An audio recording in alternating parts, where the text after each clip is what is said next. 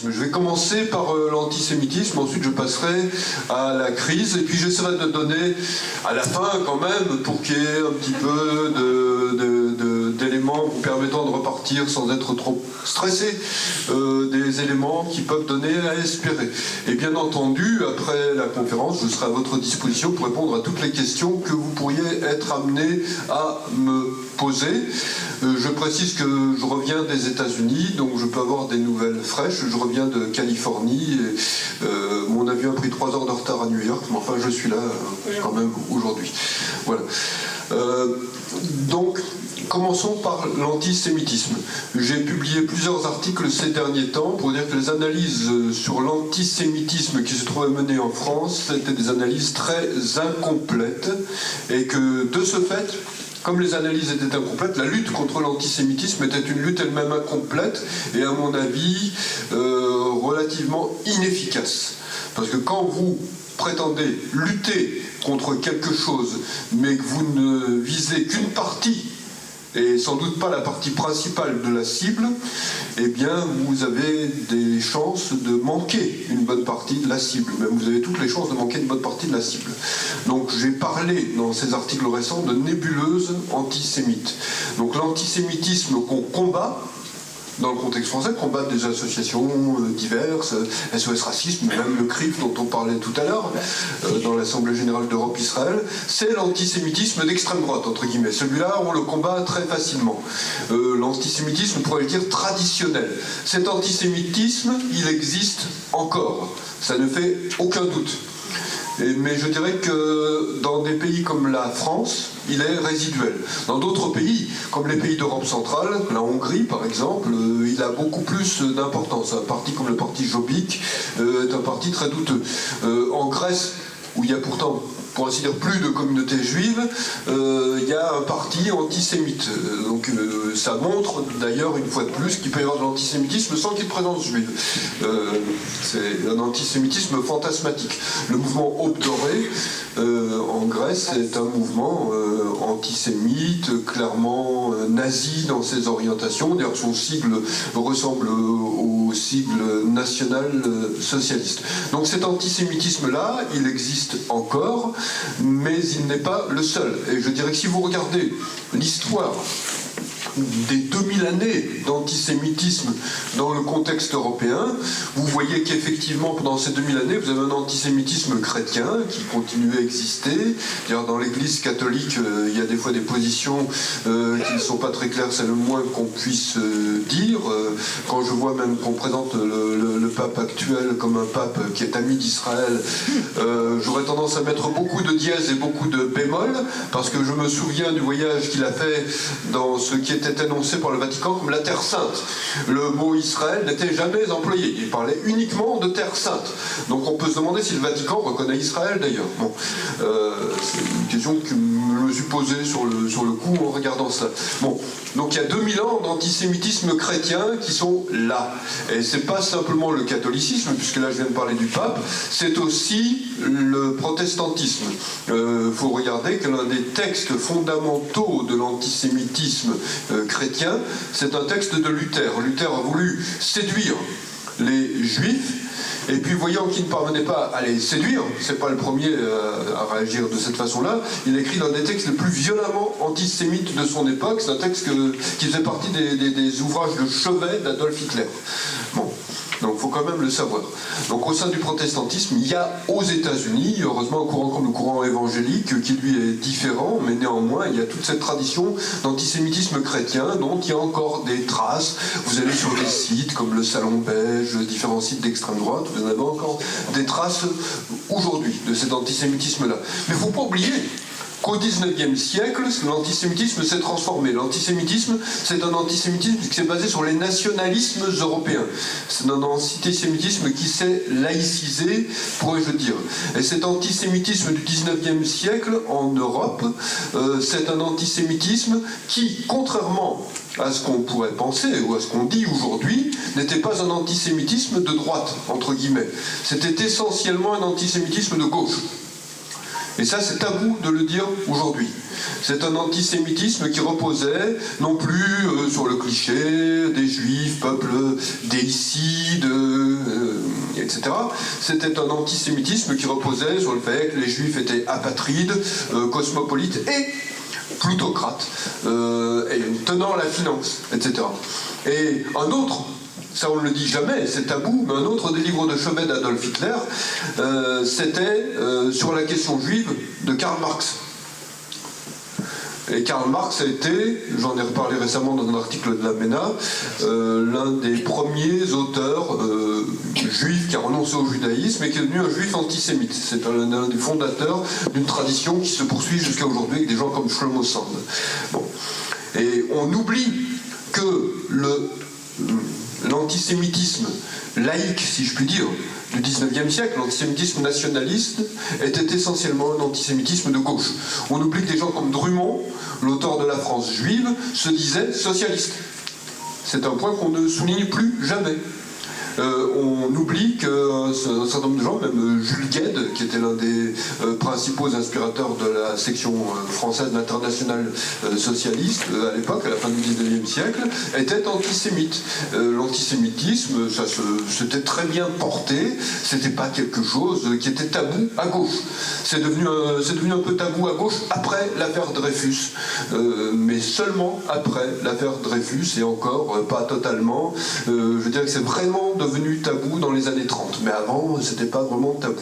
Donc il y a eu tout un antisémitisme de gauche, on a tendance à l'oublier.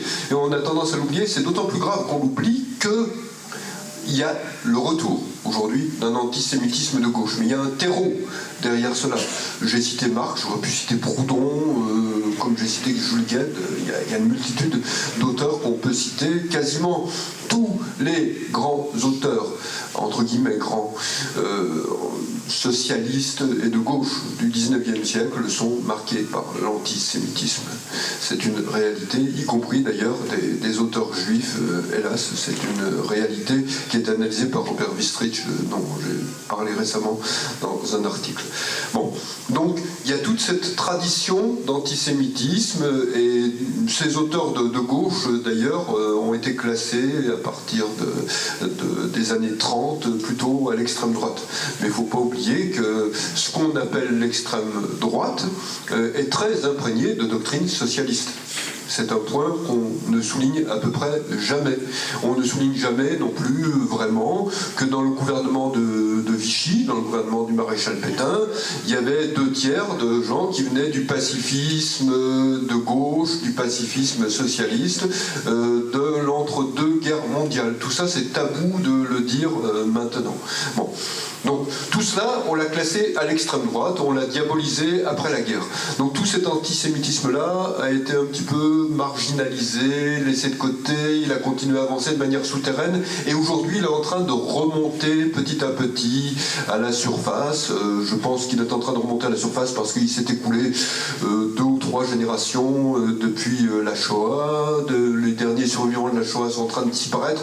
On remarque, je le remarque, dans les journaux européens, qu'il y a une forme de lassitude des gens vis-à-vis de la Shoah. En gros, on a parlé de la Shoah dans les années 70, fin des années 70, début des années 80, et puis maintenant le moment est passé. C'est un dossier qu'on peut ranger, qu'on peut laisser de côté, et j'ai remarqué qu'à chaque fois qu'il y a une journée de commémoration annuelle de la Shoah, maintenant, on en parle très très peu dans les journaux, voire pas du tout, et quand il y a des articles, il faut aller regarder, et ça tout le monde ne le fait pas, moi je le fais de temps en temps. Il faut aller regarder les commentaires des lecteurs en dessous de l'article. Et les commentaires, c'est vraiment il y en a marre, il y en a que pour les juifs, c'est insupportable, qu'il y en ait que pour les juifs. Bon, ça me fait penser à une plaisanterie russe qu'on entendait, que m'avait raconté un ami russe à l'époque où la Russie était soviétique. Les gens faisaient la queue dans une boutique et on disait bon, les juifs c'est pas la peine d'attendre. Donc il y était reparti chez eux, les autres gens attendaient, et à la fin on leur disait ah ben il y a rien. Et ils disent ah les juifs sont toujours privilégiés, on leur a dit de partir avant. Ouais. Voilà. Bon, c'est un petit peu le même type de raisonnement qui fonctionne. Bon, donc concrètement, l'antisémitisme traditionnel, pourrais-je dire, qui a toute cette histoire derrière lui, est en train de remonter et on le classe à l'extrême droite. Et cet antisémitisme-là, il est effectivement de plus en plus présent, d'une manière latente, et de plus en plus patente. Et il affleure dans l'irritation que l'on lit dans les commentaires sous les articles dont je viens de parler. Cet antisémitisme-là, il existe, c'est une réalité. Mais dans des pays comme la France, c'est un antisémitisme, pourrais-je dire, résiduel. C'est un antisémitisme qui ne motive pas des fractions larges de la population. Et cet antisémitisme-là, et là, c'est celui que dénoncent des associations comme SOS Racisme. Dès que Jean-Marie Le Pen, qui commence à être bien âgé, fait une petite saillie ou une petite allusion, là, immédiatement, il y a des réactions qui se manifestent. Bon. Mais l'antisémitisme le plus grave, aujourd'hui, dans le contexte européen, c'est l'antisémitisme musulman. Et celui-là, il est tabou d'en parler. On n'en parle à peu près jamais. Pourtant, il est là, il est très présent. Et je dirais que c'est un antisémitisme privilégié, même par les institutions. Par exemple, vous voulez acheter dans une librairie d'extrême droite les protocoles des sages de Sion, vous ne pouvez pas. Et si jamais une librairie d'extrême droite, entre guillemets, à Paris voulait vendre un livre de ce genre-là, immédiatement la police arriverait, à mon avis, saisirait tout, ça fera un scandale dans les journaux. Par contre, vous allez dans des librairies islamiques, comme celle de la rue Jean-Pierre Timbaud, par exemple, pour les femmes, il vaut mieux y aller voilées, hein, là vous pouvez trouver les protocoles des sages de Sion, vous n'aurez aucun problème à le trouver. Et là, la police ne dira rien, personne ne dira rien, les médias n'iront pas, il ne se passera pas de problème. Bon. Oui, bien sûr, même Mein Kampf, qui est un best-seller dans l'ensemble du monde arabe. Donc concrètement, l'antisémitisme musulman est un antisémitisme privilégié dans le contexte européen. C'est un antisémitisme dont on ne parle pas, c'est un antisémitisme qu'on ne touche pas, c'est un antisémitisme qu'on ne fait pas condamner en justice. C'est un antisémitisme qui n'intéresse pas les autorités, ni même les organisations antiracistes, entre guillemets.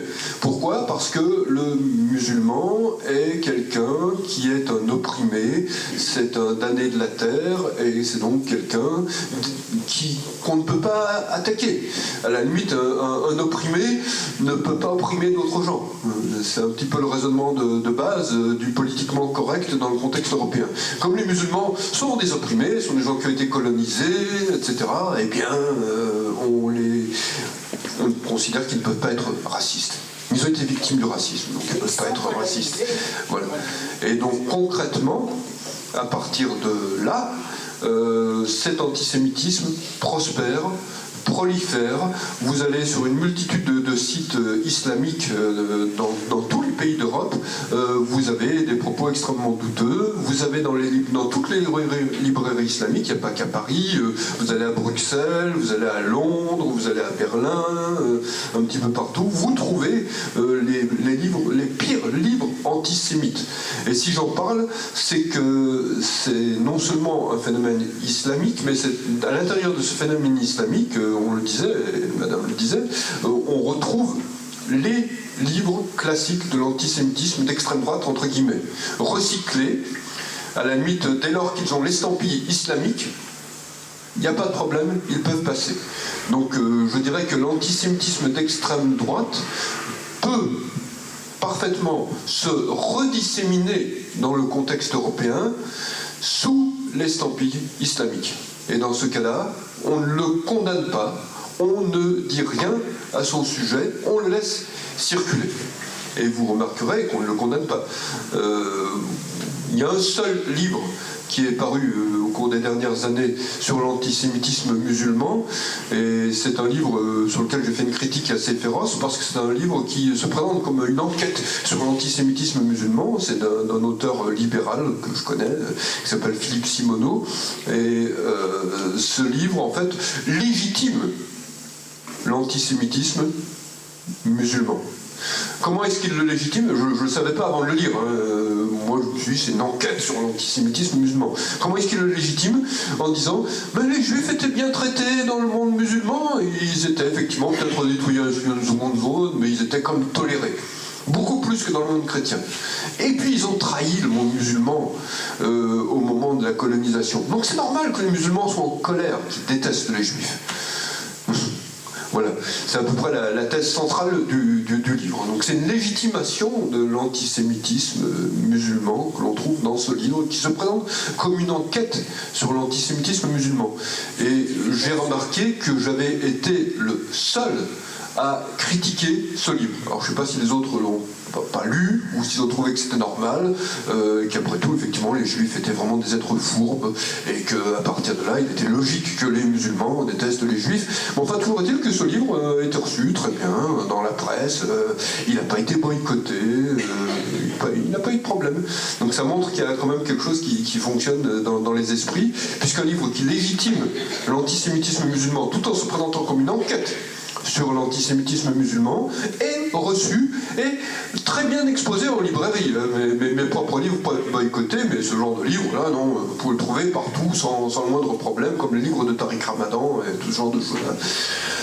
Bon, donc l'antisémitisme musulman se développe, il se développe d'autant plus que les populations musulmanes gagnent en importance dans l'ensemble de l'Europe et que, j'aurai l'occasion d'y revenir, l'islam radical gagne du terrain dans le monde musulman, et donc tout cela fait que nous avons une vague d'antisémitisme qui recycle l'antisémitisme d'extrême droite qui se dissémine actuellement sur tout le continent européen, parce que là j'ai parlé de la Belgique, de la France, de l'Allemagne, de la Grande-Bretagne, mais vous allez vers la Scandinavie, c'est presque pire. Vous avez des pays de Scandinavie, la Suède, la Finlande, la Norvège, même le Danemark à un moindre degré, mais enfin bon, la quasi-totalité de la Scandinavie est touchée par ce phénomène actuellement.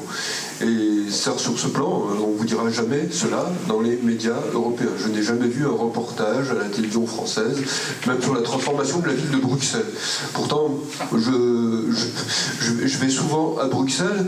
À une époque, j'étais expert pour l'Union européenne. J'ai renoncé à cette activité parce que je considérais que c'était une activité malhonnête, que c'était voler de l'argent du contribuable. Mais bon, j'ai vu petit à petit, année après année, la transformation du quartier de la gare du Midi. Maintenant, le quartier de la gare du Midi, c'est plus la gare du Midi, c'est peut-être la gare du Maroc, la gare d'Algérie, ou je ne sais pas d'où, mais enfin, c'est plus la gare du Midi. Hein, c'est vraiment devenu autre chose. Et tout le quartier s'est transformé petit à petit. Et j'en parle parce que c'est un quartier qui a été un quartier juif. Vous aviez l'une des principales écoles juives de Bruxelles qui était dans ce quartier. Maintenant, cette école est une forme de petite enclave qui est entourée. Tout ce quartier est devenu un territoire occupé par des islamistes.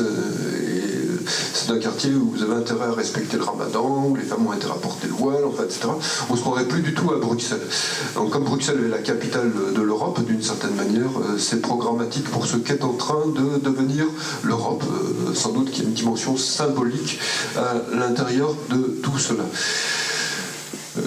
Et c'est d'ailleurs dangereux. Bon, une des dernières fois où je suis allé à Bruxelles, Jean-Marc était là, je suis allé à pied jusqu'à mon hôtel, mais on m'a dit « Ah, c'était pas sûr, il n'aurait pas fallu traverser. » Bon, j'ai traversé des endroits plus dangereux. Donc, je traverse Los Angeles en voiture, donc je peux quand même traverser cette zone a priori. Bon. Donc cet antisémitisme-là, il monte, il gagne du terrain de plus en plus. Et puis un troisième antisémitisme qui se mêle aux deux autres, et celui-là on en parle encore moins, c'est l'antisémitisme de la gauche et de l'extrême gauche bien pensante. Cet antisémitisme-là, c'est celui qui porte le masque de l'antisionisme. Et l'antisionisme, au départ, c'était quelque chose qui ne se présentait pas vraiment comme antisémite. Disons que la dimension antisémite a monté petit à petit et est venue à la surface. Et sur ce plan, il importe de voir comment l'opération s'est faite. Je dirais que concrètement, la guerre du monde arabe contre Israël, j'en ai parlé dans plusieurs articles, a connu 3 étapes qui s'interpénètrent les unes les autres. La première étape, c'était l'étape de la guerre conventionnelle. La guerre conventionnelle, ça a échoué. Ça a été rude, Mais la dernière guerre conventionnelle menée par des armées arabes contre Israël, elle date de 1973. À chaque fois, les pays arabes ont été défaits, les armées arabes ont été défaites. Avant 1973, à partir de 65-66, vous avez commencé à avoir un deuxième type de guerre qui s'est menée, c'est la guerre par le terrorisme. Et cette guerre contre le terrorisme, elle a gagné en intensité. Et sa phase la plus intense, c'est un fait que je dois constater, moi qui n'ai jamais pensé que les accords d'Oslo avaient la moindre validité, et j'ai toujours pensé que c'était une illusion, c'est la phase la plus intense, la plus barbare, la plus ignoble d'attentats contre Israël, contre la population israélienne, c'était le processus de paix, d'après Oslo. Je n'ai jamais connu, comme je l'ai dit dans des articles, le processus de paix aussi sanglant et aussi barbare. Et ça, personne l'a remarqué dans les journaux européens. On disait, c'est le cycle de la violence, qui est une manière de relativiser, de dire, oh, les Juifs sont aussi coupables que les terroristes. Puis les terroristes sont sans doute des victimes. Ils sont même plus victimes que ceux qu'ils tuent, puisqu'ils sont opprimés. C'est à peu près le type de raisonnement que l'on rencontre, mais enfin c'est le raisonnement que l'on a vis-à-vis des criminels dans le contexte européen. En général, dans le contexte européen, quand vous avez un assassin multirécidiviste qui a tué une quinzaine de personnes, on dit, ah, le pauvre, il va passer 20 ans en prison. Ces victimes n'auront pas la chance de passer 20 ans en prison, elles sont dans leur tombe. Mais ça, on n'en parle à peu près pas. C'est à peu près le même type de raisonnement qu'on applique. Là, de ce côté-là, c'est pas de l'antisémitisme, c'est du relativisme bien pensant, qui pense d'abord aux assassins et qui ne pense pas aux victimes des assassins. Donc la guerre terroriste, elle a pu se mener jusqu'au moment où Israël a construit la barrière de sécurité. Barrière de sécurité qui a fait trépigner de rage les gauchistes qui n'ont plus pu voir d'attentats suicides, ce qui les a beaucoup frustrés apparemment. Bon. Donc concrètement, le terrorisme a quasiment disparu. Il y a, hélas, encore de temps en temps un acte terroriste, mais je dirais que le terrorisme pour l'essentiel a échoué. Donc il reste la troisième arme contre Israël, et celle-là, elle continue à être activée. Et elle a commencé à être activée à peu près 2 ou 3 années après la vague terroriste, après l'enclenchement de la guerre par le terrorisme. C'était la guerre de diabolisation, de délégitimation d'Israël. Et celle-là, elle est toujours en cours. Et cette guerre, elle a été conçue par le KGB, par des gens des services du colonel Nasser, par une multitude de gens qui avaient des intentions très claires en tête. Et c'est à ce moment-là, pour cette guerre, qu'on a inventé, parce que c'est une réalité, le peuple palestinien, qu'on a créé l'OLP comme organisation de libération du peuple palestinien. Et je le précise, et j'en parle en détail d'ailleurs dans le livre que je vais sortir fin mars, lorsque l'OLP a été créée, ça n'était pas une organisation de libération du peuple palestinien ou une organisation de libération de la Palestine en tant que pays. C'était une organisation de libération de la Palestine en tant que région du monde arabe. C'est tout. Et la seule région qui avait à libérer à l'époque, c'était Israël. Parce qu'à l'époque, la Judée-Samarie était occupée par la Jordanie et Gaza était occupée par l'Égypte. Donc, comme c'était par des pays arabes, ça n'était pas occupé du tout. Et d'ailleurs, si l'OLP avait dit c'est des territoires occupés, l'OLP aurait immédiatement disparu. On aurait dit ah non, on vous finance, mais pas pour ça. Donc, c'était pas du tout des territoires occupés. Le seul territoire à libérer, entre guillemets, c'était Israël à l'époque. Et il n'était pas question une seule seconde de peuple palestinien. Vous ne trouvez aucune trace de la notion de peuple palestinien avant 1968, exactement. J'ai fait des recherches très précises, j'ai regardé tous les textes. Avant 1968, vous n'avez pas de trace de peuple palestinien. Donc on a inventé le peuple palestinien. Pourquoi ? Parce qu'on s'est dit, on a une cible, c'est la gauche et l'extrême gauche dans le monde occidental. Ces gens-là, adore les peuples opprimés qui veulent se libérer. Donc on va leur fournir un peuple clé en main, avec tous les ingrédients qui en font vraiment un peuple opprimé qui veut se libérer d'oppresseurs, etc. Donc on a créé ce peuple, on l'a façonné, on lui a façonné un chef qui était une forme de Che Guevara du Proche-Orient. À l'époque, Che Guevara était très populaire, donc on a façonné le personnage d'Arafat avec le costume, la barbe de 3 jours, tout a été conçu. Arafat est un personnage façonné, comme la poupée Barbie est façonnée, sauf qu'il est beaucoup plus dangereux. Il était beaucoup plus dangereux qu'une poupée Barbie. Bon, donc concrètement, à partir de là, vous avez eu toute une opération de propagande qui s'est faite dans le monde occidental et qui a marché, qui a débouché sur des résultats. Maintenant, toute la gauche et toute l'extrême gauche est persuadée qu'il y a un peuple qui souffre atrocement à cause de l'oppresseur israélien, que ce peuple doit se libérer, que ces terres sont occupées, qu'il y a des colons, des colonisateurs. Tout le vocabulaire a suivi jusqu'à présent et c'est vraiment implanté dans les têtes. Et ce qui fait à mes yeux, que ce vocabulaire s'est implanté à ce point dans les têtes, c'est que aussi Israël, à ce moment-là, s'est transformé. Israël, au départ, c'était une société marquée par une forme de socialisme plus utopique, à l'époque des kibbutz, etc. Et qu'est-ce qui s'est passé à partir des années 70-80 ? Israël est devenu une société capitaliste ultra-moderne. Et donc il y avait une raison de plus de détester Israël pour la gauche et l'extrême gauche. Donc je dirais que c'est greffé petit à petit, subrepticement, sur la notion de peuple opprimé, concernant les Palestiniens, entre guillemets, l'idée qu'ils étaient opprimés par une grande puissance capitaliste, impérialiste, et Israël étant devenu un pays capitaliste allié des États-Unis, ça a marché encore mieux. Donc toute l'extrême gauche est rentrée là-dedans, et on a vu réaffleurer petit à petit, c'est devenu de plus en plus présent, et c'est très présent maintenant, si vous lisez les textes de manière un petit peu précise, on a vu réaffleurer l'idée que les Juifs tenaient la finance, qu'ils tenaient le capitalisme, etc.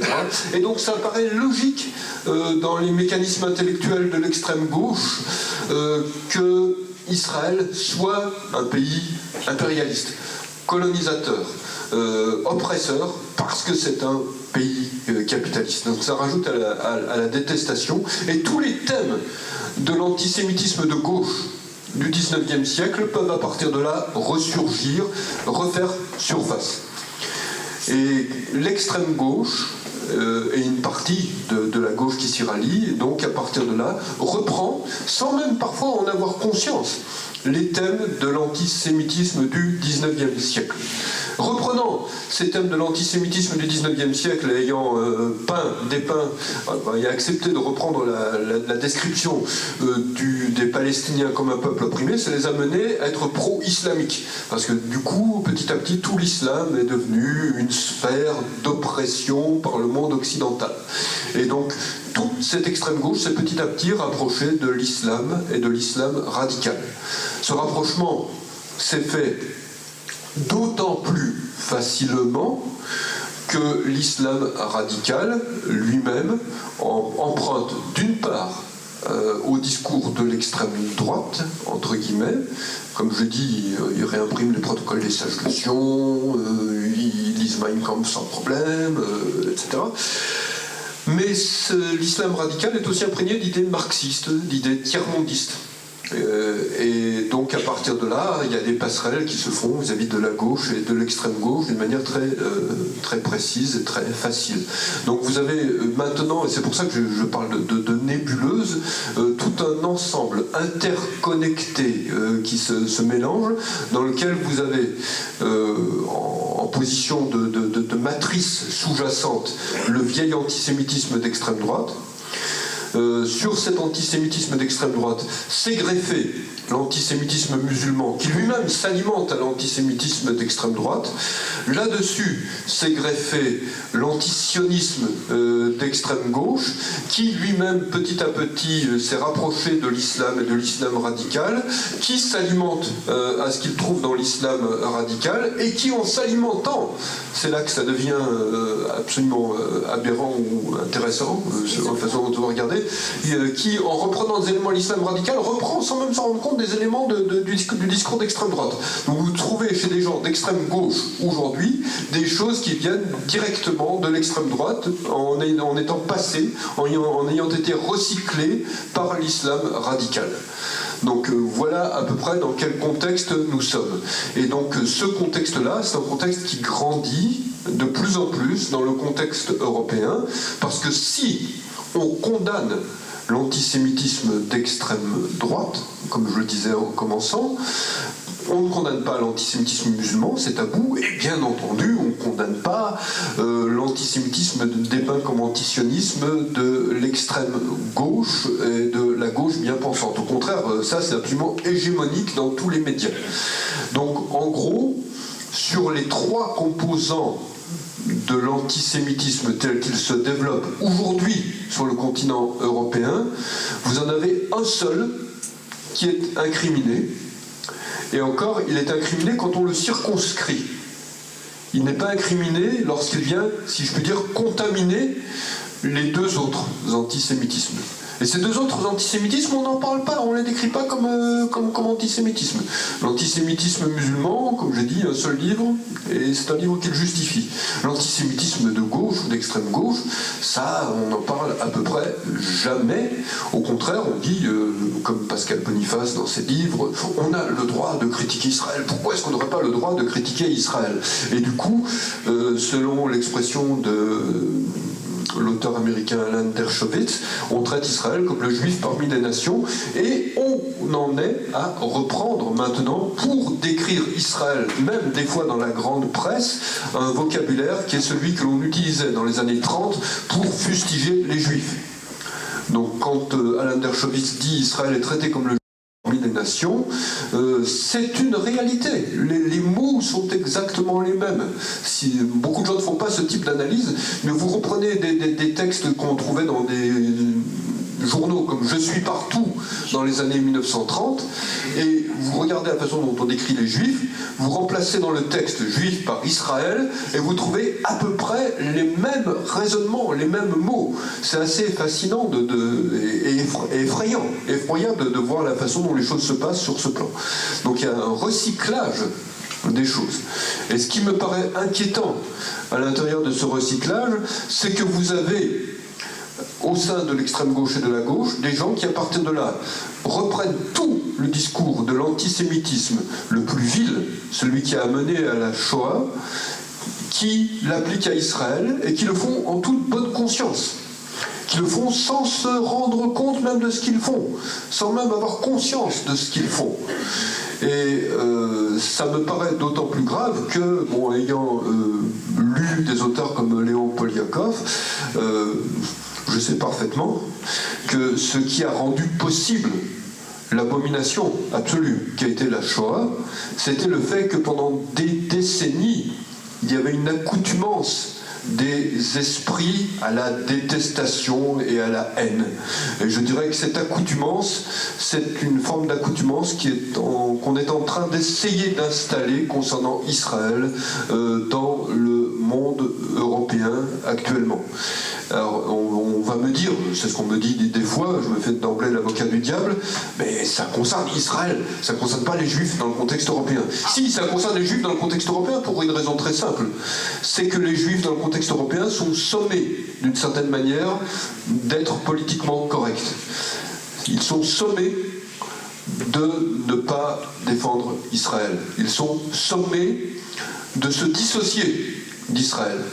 À la limite, un juif acceptable, ça va être quelqu'un comme Michel Warszawski, oui, on peut prendre plus...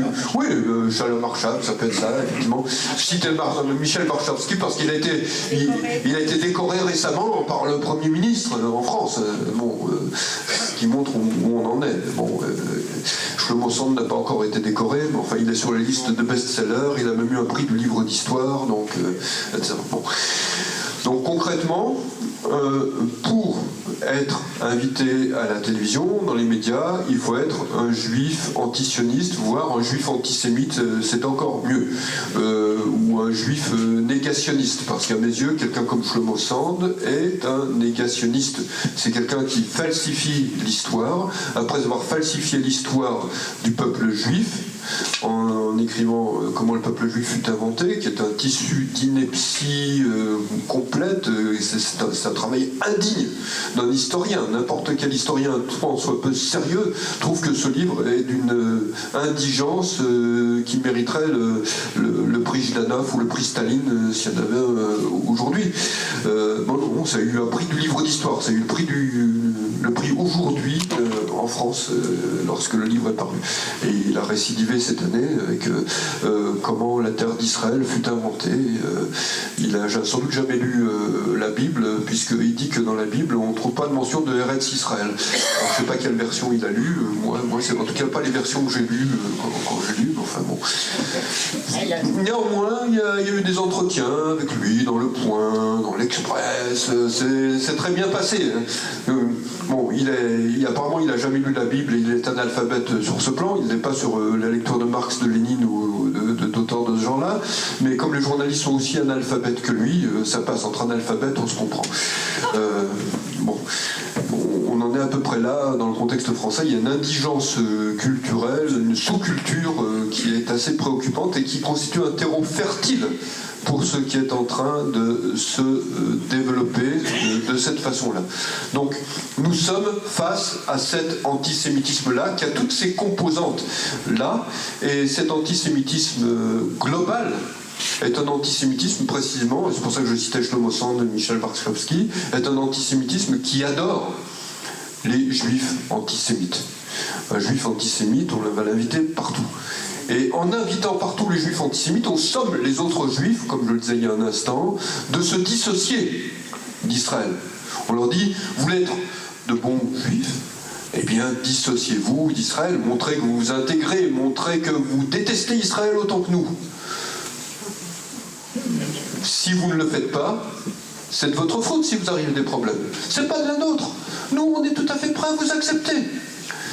Si vous vous faites agresser par des islamistes, vous l'aurez bien cherché, hein. C'est vous qui l'aurez voulu. Ou même moi, on m'a dit, vous n'êtes même pas juif, alors, pourquoi vous défendez Israël? Pourquoi vous voulez lutter contre l'antisémitisme, hein? Quelle idée? C'est un peu pervers de votre part. Après, il ne faut pas vous étonner si vous êtes boycotté dans les médias. C'est logique. C'est légitime. Et c'est moi qu'on va traiter d'extrémiste, bien entendu. Bon, c'est comme ça. D'ailleurs, c'était quelque chose que je cite souvent quand je fais des conférences, parce que ça me paraît très symbolique. Dans une émission de télévision, qui c'était Ce soir ou jamais, des rares émissions où on m'invite encore, en face de moi, j'avais des gauchistes qui m'ont parlé du génocide subi par le peuple palestinien. Bon. Alors, j'ai réagi en leur demandant s'ils n'avaient pas honte de tenir ce genre de vocabulaire, et je leur rappelais qu'on était moins de 70 ans à l'époque, après la Shoah. Qu'est-ce que j'ai vu? Parce que je ne l'ai pas vu tout de suite, hein. Je l'ai vu en rentrant chez moi, en allant sur le site de l'émission, des gens qui avaient réagi, des chiens de garde, sans doute, qui avaient dit attention, un nazi parle à la télévision ce soir. Parce que j'avais dit ça, au moment exact où j'avais dit ça. Donc, quand vous dites que le peuple palestinien, parce que c'est ce que j'ai dit, n'a pas subi de génocide, et que vous dites par contre les juifs ont subi un génocide, vous vous faites traiter de nazis. Nous sommes dans cette situation-là, dans le contexte français. Et à partir de là, les présentateurs d'émissions vont vous dire, vous comprenez, vous suscitez la controverse, on ne peut pas vous inviter trop souvent, ça va nous créer des problèmes. Voilà, nous en sommes là. Il faut bien voir exactement où nous en sommes actuellement dans le contexte européen. Et donc je dirais que cette nébuleuse antisémite que je viens d'essayer de cerner, elle est en train de se développer, de se déployer, de se disséminer, de monter en importance, et je dirais qu'elle est quasiment hégémonique. D'ailleurs, vous pouvez aller dans des librairies, chercher, regarder dans les rayons des livres, les livres qui sont favorables à Israël ou même qui dépeignent Israël d'une manière objective. Vous aurez beaucoup de mal à en trouver. Cherchez les livres qui sont des livres imprégnés de haine d'Israël, vous les trouverez très facilement. allez sur Amazon, qui est l'un des principaux sites, bon, je pense que les autres, ça doit être à peu près la même chose, j'ai peut-être regardé sur les autres. Allez sur Amazon, qui est l'un des principaux, aussi, même le principal site de vente de livres en ligne, et cherchez à leur brique Israël. Lorsque j'ai publié Comment le peuple palestinien fut inventé, il était en tête, ce qui m'a fait plaisir. Bon, mais maintenant il n'est plus là. Alors j'espère que le prochain y sera, mais j'attends de voir. Mais si vous y allez maintenant, ou dans les semaines récentes, les 10 premiers titres sont des livres férocement anti-israéliens du type Shlomo Sand ou auteur du monde diplomatique, ce genre de choses. Donc quelqu'un qui spontanément ferait une recherche sur ce site en se disant tiens, je vais me renseigner un petit peu, je vais voir ce qu'on écrit sur Israël, bien, il aura le choix immédiatement entre les livres de Shlomo Sand, les livres d'Alain Grèche, les livres de ce genre de personnes. Donc si c'est quelqu'un qui n'est pas informé au départ, c'est quelqu'un qui va être immédiatement désinformé et qui va immédiatement recevoir de l'incitation à la haine.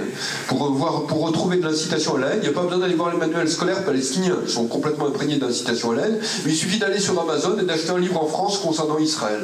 Donc nous sommes face à cette situation-là, qui est une situation extrêmement difficile, et je dirais que c'est une situation qui va sans doute s'aggraver. Pour quelle raison? Eh bien, ça m'amène à la première partie. Je n'ai pas regardé depuis combien de temps je parle, j'espère que c'est pas trop long. Bon.